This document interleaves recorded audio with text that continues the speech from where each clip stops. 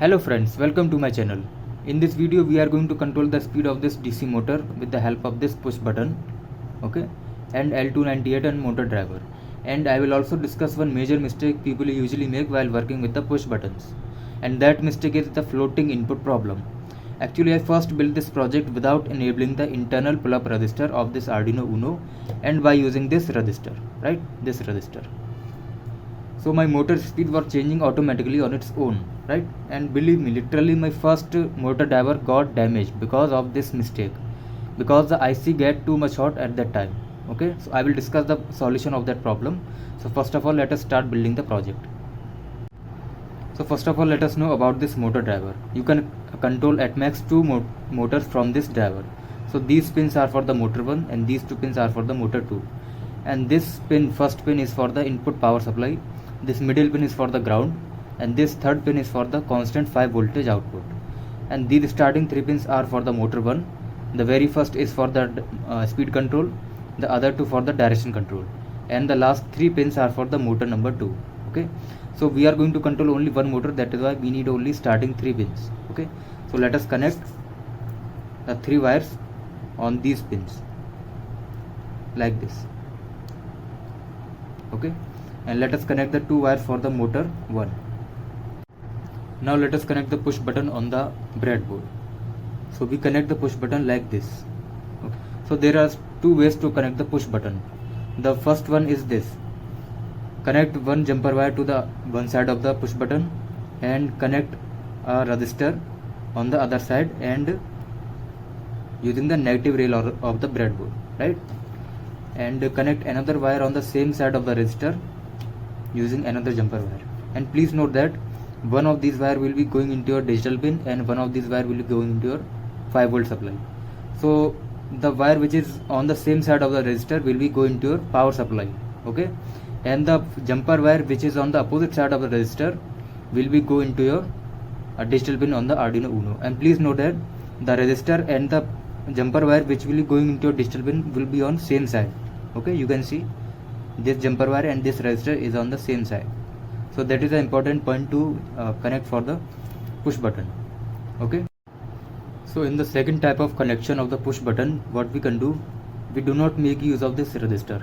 What we can do instead, we can make use of only one side of the push button, right? So one jumper wire will be connected to the one leg and other jumper wire will be connected to other leg on the same side, and one of the jumper wire will be going into your digital pin and other wire will be going into your power supply of the Arduino Uno. So this is the other way of connecting, and these two ways of connecting the push button form the basis of the mistake that most of the people usually do. Okay, so I will discuss that mistake with the help of the program of this entire circuit. So I have made all the connections of this entire circuit. So I will provide the link for the circuit diagram in the description box. You can check out from there. So first of all, let's start from the push button.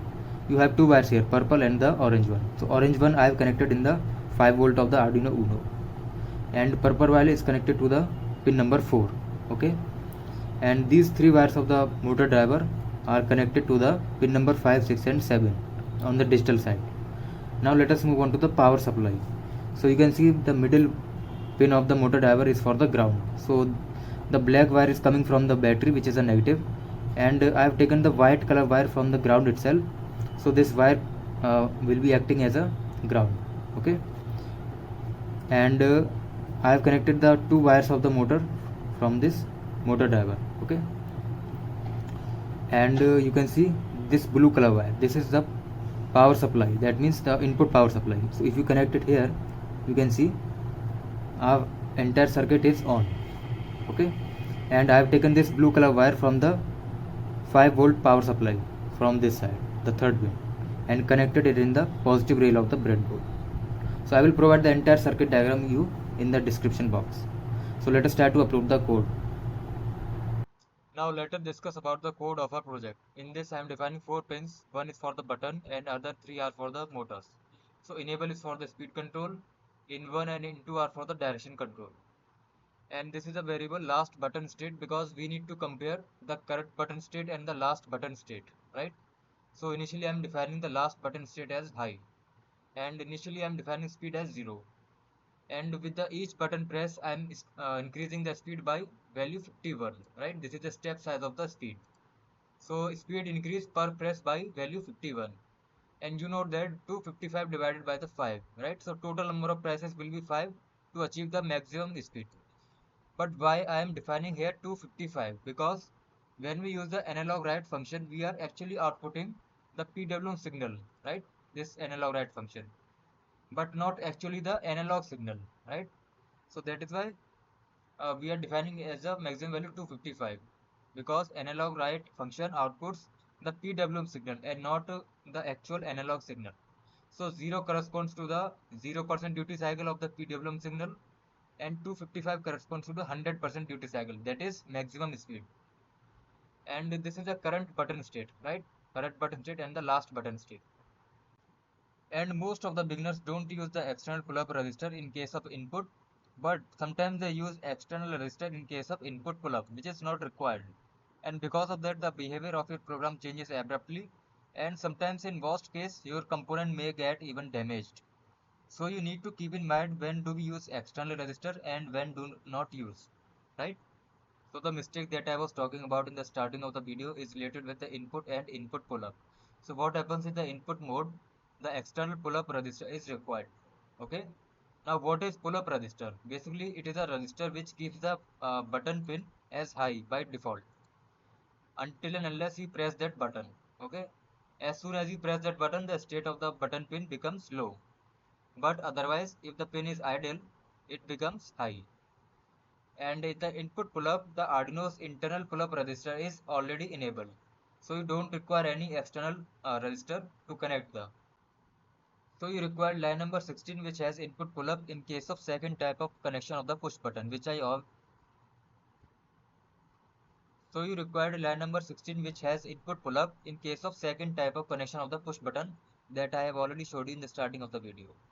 And you require line number 17 in case of the first type of connection of push button, which has input, right? And I'm defining the mode of the enable in 1 and in 2 pin as output. And initially I am keeping both direction of the motor as low. That means the motor will not rotate in any direction initially. And this is the main function of the entire program, which is the loop function. In this function, I am reading the digital state of the button pin and storing that state into the button state, right? And in this if condition, I am checking whether the button is pressed or not.